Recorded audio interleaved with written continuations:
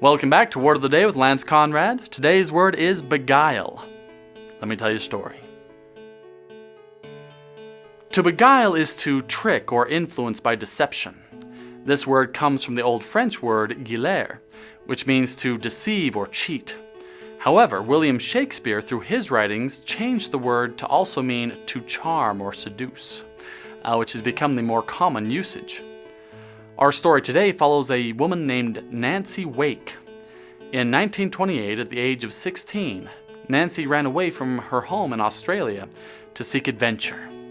A beautiful woman with a beguiling personality, Nancy traveled around the world before finally settling down and getting married in France in 1939. Less than 7 months later, France surrendered to the forces of Adolf Hitler and came under German occupation. As a journalist, Nancy had reported on the evils of Hitler's regime in Germany and Austria. When they took over her new home, she refused to sit idly by.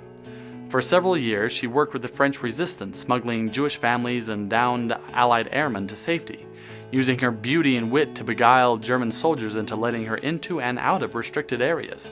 The Gestapo called her the White Mouse for her ability to slip away from their traps and set a 5 million franc bounty on her head. Unfortunately, they eventually uncovered her identity, raided her house, and not finding her there, murdered her new husband. This act of cruelty would cost them dearly. Forced from the shadows, the White Mouse became more dangerous than they ever could have imagined. By the end of the war, Nancy commanded a guerrilla army of over 7,000 resistance fighters. She continued to beguile guards into letting her pass restricted checkpoints, but instead of carrying secrets or smuggling refugees, she was carrying weapons, explosives, and teams of trained fighters.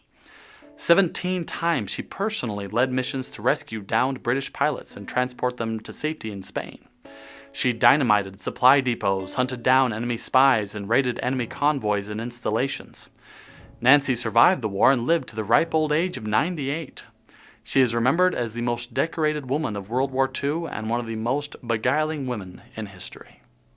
Please take a moment to support us by sharing this video with your family and friends. If you enjoyed it, I'm sure they will too. We also have classroom versions of the videos and some related curriculum available for download at teacherspayteachers.com. Thank you so much.